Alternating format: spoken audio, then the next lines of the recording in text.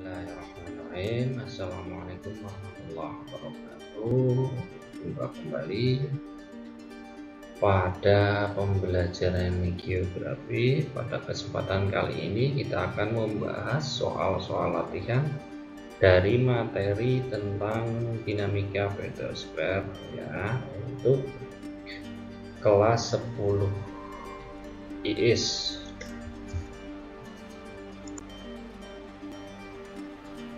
Oke, kita masuk ke nomor 1. Sini, lahan dalam jangka waktu lama ditanami dengan satu jenis tanaman akan menyebabkan tingkat kesuburan tanah menurun. Karena apa? Kata kuncinya adalah tingkat kesuburan tanah menurun ya.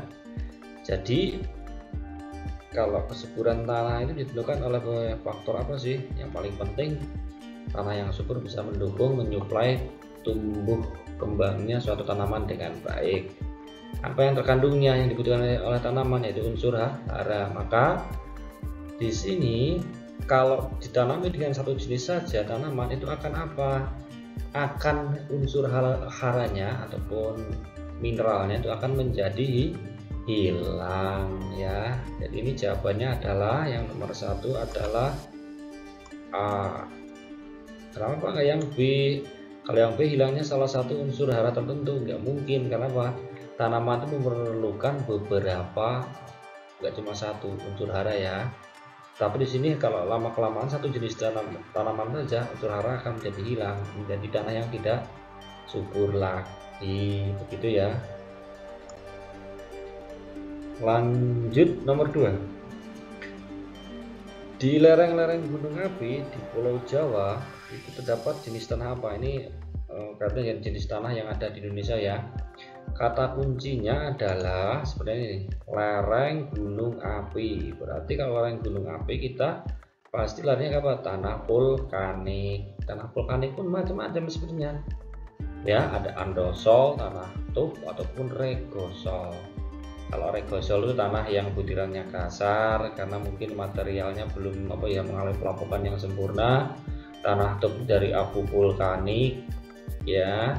Sedangkan andosol itu sudah memadat ataupun tanah tuff yang terus-menerus berproses kemudian berubah menjadi jenis tanah andosol. Tanah inilah yang subur ya, yang biasanya dimanfaatkan untuk lahan-lahan pertanian dan sayuran ya gitu. Jadi untuk nomor ini, kenapa enggak organosol? Organosol itu adalah tanah organik ya. Ini gambut sama, dan ini gambut. Terra rosa dan mediterranean itu jenis tanah ini biasanya di daerah-daerah yang batuan kapur. Ketika musim kemarau itu biasanya dia pecah-pecah sampai menganga begitu ya. Kemudian warna hitam kecoklatan. Biasanya tumbuhan yang cocok di sini adalah tanaman jati. Tapi ini nomor ini jawabannya adalah andosol.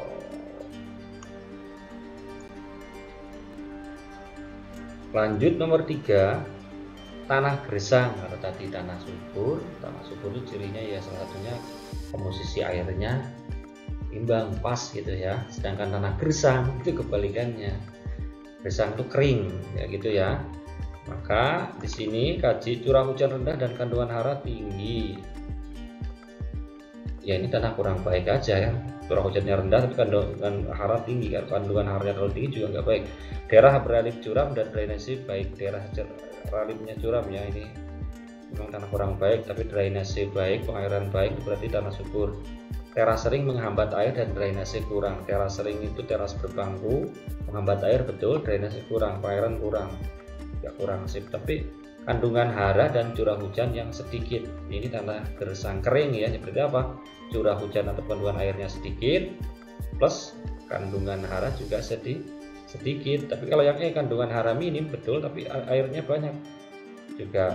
Bukan tanah, kalau ini bukan tanah gersang, tapi ini tanah yang berair, terendam oleh air. Maka jawabannya adalah untuk ini nomor 3 adalah D ya, kandungan hara dan curah hujan sedikit.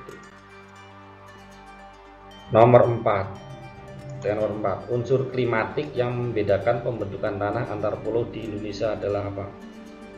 Unsur klimatik, unsur yang berkaitan dengan iklim, unsur iklim. Tapi yang dominan dalam proses pembentukan tanah adalah suhu udara dan curah hujan. Gitu aja udah.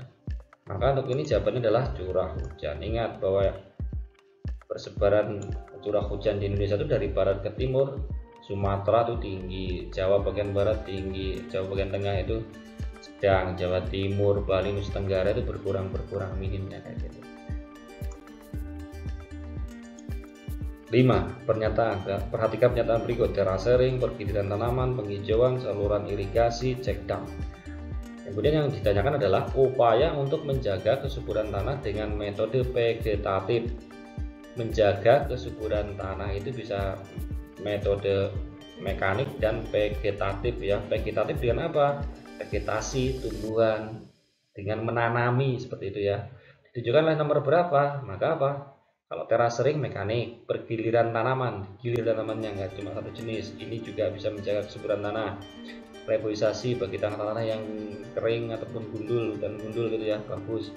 Irigasi dan check dam ini secara mekanik. Maka jawabannya untuk nomor 5 adalah 2 dan 3 C. 6. Unsur klimatik yang paling berperan dalam proses pembentukan tanah. Ini soalnya kurang lebih sama dengan yang nomor sebelumnya ya. Tadi saya sudah utarakan bahwa yang paling dominan berperan dalam proses pembentukan tanah untuk unsur klimatik itu adalah suhu udara dan curah hujan. Jawabannya adalah A.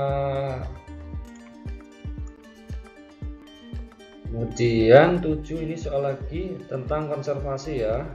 Upaya konservasi tanah dengan metode vegetatif dapat dilakukan dan cara ya. Ini tadi ya seperti utarakan yang nomor sebelumnya juga sama. Ini jawabannya untuk nomor 7 juga A. Strip cropping, penanaman crop sesuai dengan strip ataupun sesuai dengan jalur segaris kontur. Crop rotation itu pergiliran tanaman. Ini terasering, check dam mekanik. Sistem sarjan kurang lebih sama ini juga sama vegetatif. Pengapuran itu kimiawi ya. Untuk jenis tanah dikasih kapur apa? Tanah masam. Terasering, pengapuran, reboisasi dan terasering yang salah ya. 8. Poin 8, ciri tanah. Pertanyaan adalah ciri tanah yang subur. Ciri tanah yang subur itu juga nomor apa? Tanah yang subur itu jika memiliki unsur hara yang cukup, kandungan gas sama air yang memadai, kemudian keremasan ataupun halus, lembut kasarnya tanah, kaitannya dengan struktur dan tekstur tanah ya ini ya.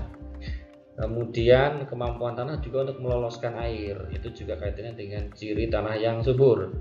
Maka di sini adalah yang satu, struktur dan tekstur tanah yang baik, betul. Warna tanah abu-abu, bisa iya bisa tidak. Kalau warna tidak menentukan ya, kadang-kadang jenis tanah subur itu bisa warna kadang kemerahan, kecoklatan kayak gitu kan. Mengandung unsur hara, harus berpori-pori untuk derasi dan kandungan air yang tinggi. Kandungan air yang tinggi juga salah, maksimum 30% ya. Kalau berpori-pori untuk derasi maksudnya apa? Tanah memiliki pori-pori untuk meloloskan air ke dalam tanah. Jika itu diperlukan, maka jawabannya 1, 3 dan 4. Apa itu? 1, 3 dan 4 adalah C. Ya, jawabannya ini ya, C. Oke, nomor 9 ya, faktor yang berperan dari pelaku dalam erosi tanah. Selain manusia, faktor dominan apa sih di sini? Apakah topografi dan waktu? Kalau topografi itu kayaknya dia pasif ya, bukan aktif ya di sini. Waktu ya proses. Iklim ya jelas, iklim ini yang berperan seperti curah hujan sebenarnya ya. Curah hujan itu kan apa?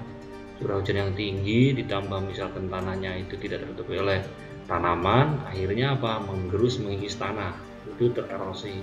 Jadi jawabannya sebenarnya untuk yang nomor 9 itu adalah iklim dan vegetasi. Kenapa saya katakan ini? Jawabannya karena apa? Peran dalam erosi tanah yang berperan pelakunya selain manusia. Iklim itu curah hujan yang tinggi tambah tanah yang tanpa vegetasi ataupun tumbuhan itu akan cepat tererosi ya, akan cepat terkikis begitu. Maka ini jawabannya adalah nomor 9 itu adalah E ya. Lanjut 10. Jenis tanah yang mengandung bahan organik adalah organik ataupun bahan-bahan dari pembusukan tumbuhan ya, kemudian terendam air begitu. Oke, kaji satu. Litosol. Tanah litosol itu jenis tanah yang terbentuk dari batuan yang mengalami pelapukan belum sempurna. Ini litosol. Tanah gambut, organosol, tanah yang dari bahan organik, betul ya. Kemudian tanah aluvial, tanah dari pengendapan aliran sungai. Tanah regosol, tadi saya katakan bahwa tanah regosol adalah tanah yang berbukir kasar yang berasal dari material gunung berapi. Sedangkan yang tanah latosol itu tanah merah, warnanya merah, ada yang merah ke sampai ke kuning-kuningan. Ini banyak mengandung zat besi dan aluminium, biasanya daerah-daerah pegunungan. Jawabannya berarti untuk nomor 10 ini adalah tanah gambut ataupun organosol. 11. Pernyataan perhatikan di sini adalah ciri tanah yang subur untuk kegiatan pertanian. Iya, tanah yang subur seharusnya dimanfaatkan untuk pertanian ya. Ini ditunjukkan oleh pernyataan nomor berapa gitu kan. Banyak mengandung mineral ya harus jelas, ataupun unsur hara, daya serap air baik, itu derasi yang baik, betul ya. Sirkulasi udara dalam tanah harus baik, selalu tergenang air. Nah, kalau ini jelek, dapat daerah pegunungan, bisa ya bisa tidak kan. Jadi jawabannya adalah yang paling utama adalah 1, 2, dan 3. Ini jawabannya A, jelas ini mah. Nah, untuk nomor 12 ini kalian harus jeli di sini. Jenis tanah utama di Pulau Sumatera bagian barat dan Sumatera bagian timur. Berarti kita harus pikirnya secara geomorfologi, geologinya. Sumatera bagian barat seperti apa, Sumatera bagian timur seperti apa ya. Sumatera bagian barat itu kan daerah-daerah jalur pegunungan, bukit barisan kan, berarti jenis tanahnya vulkanik, bisa andosol kayak gitu kan, tuh ataupun regosol. Kemudian Sumatera bagian timur itu daerah-daerah banyak daerah dataran rendah, kemudian sungai mengalir besar, sungai Musi, sungai Batanghari, sungai Batanggadi, sungai Kampar kan kayak gitu, semuanya itu bermuara ke pantai sebelah timur Sumatera. Maka banyak jenis tanahnya terdapat di sana adalah jenis tanah hasil pengendapan sungai ataupun aluvial. Maka kita kaji satu persatu. Oke, andosol dan aluvial bisa ya, vulkanik dan organosol. Vulkanik itu cenderung tanah yang hasil gunung berapi, gunung berapi yang meletus baru. Apakah semua jalur pegunungan di Sumatera bagian barat itu meletus baru-baru ini kan, ya kan? Aluvial dan porsol ini kebalik ya. Porsol itu tanah yang berwarna merah, kemudian banyak mengandung warsa, bukan. Terra rosa itu tanah tadi di dengan kapur sini juga bukan, ini bukan, ini bukan. Berarti jawabannya ini kan. Oke, organosol, tanah hasil pembusukan tumbuhan. Ini memang ada di sebagian Sumatera, tapi yang paling banyak adalah di Sumatera bagian timur adalah aluvial, karena banyaknya sungai besar yang bermuara di sebelah timur Sumatera. Maka jawabannya untuk nomor 12 ini adalah tanah andosol dan tanah aluvial. Lanjut 13, perhatikan pernyataan lagi. Faktor yang mempengaruhi ataupun berperan dalam pembentukan tanah. Dalam proses pembentukan tanah itu faktor BIROW, BIROW, bahan induk, iklim, relief, organisme, dan waktu. Ya, maka masukkan aja. Sekarang manusia, ini erosi, tekstur batuan. Ini kadang jadi erosi. Batuan induk ataupun bahan induk. Bahan induk itu bisa tidak sama dengan batuan induk, tapi batuan induk juga bagian dari bahan induk. Bahan induk tanah bisa batuan, bisa bahan organik ataupun non batuan gitu ya. Iklim dan topografi ataupun relief. Berarti jawabannya adalah 1, 4, dan 5. Apa itu? Ada enggak? Oh sorry, 3, 4, dan 5 ada enggak? Ada ya jawabannya ya.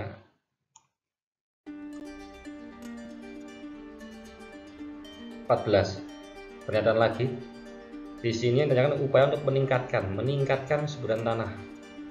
Meningkatkan, kalau menjaga beda, dia meningkatkan berarti untuk meningkatkan kemampuan tanah dalam menyuplai kebutuhan tanaman yang kita tanam ya, yang kita usahakan. Maka di sini yuk kaji satu persatu. Memberikan pupuk kompos baik ini ya, untuk kelangsungan tanah juga baik, untuk misalkan tanaman itu sendiri hasilnya. Memberikan pestisida ini kan memang dalam jangka pendek bagus, tapi jangka panjangnya juga malah merusak kebalikannya kan. Bersistem irigasi yang baik harus. Memberikan kapur pada lahan pertanian. Nah, ini kita kaji dulu lahan pertanian seperti apa, basah atau masam, sifat tanahnya tergenang atau kering. Nah, kalau kapur itu biasanya digunakan untuk menghilangkan unsur menaikkan unsur hara ya, supaya neter dari 7 pada tanah yang masam. Kemudian menanam tanaman secara bergantian ini juga bagus untuk tetap menjaga berlangsungan unsur hara. Jadi jawabannya adalah 1, 3, dan 5. Ini untuk yang nomor 14 C. Oke, 15 barusan saya bicara tentang tadi ciri tanah yang baik itu salah satunya pH, unsur asam hidrokarbonnya ya harus netral. Netralnya tanah yang baik berapa? pH-nya adalah 7. Kalau kurang dari 7 disebut tanah yang masam, lebih dari 7 tanah basah ataupun alkali. Solusinya kalau tanah yang masam ataupun yang terlalu asam gitu ya, itu dengan dikasih ataupun kita beri kapur. Kalau tanahnya terlalu basah, untuk menurunkan kadar asam adalah dengan diberi belerang. Maka jawabannya ini adalah C. Oke, sekian untuk pembahasan soal latihan untuk materi pedosfer kali ini. Mudah-mudahan bisa bermanfaat bagi kalian dalam memperdalam ya tentang materi pedosfer ini. Terima kasih. Wabillahi taufiq wal hidayah. Wassalamualaikum warahmatullahi wabarakatuh.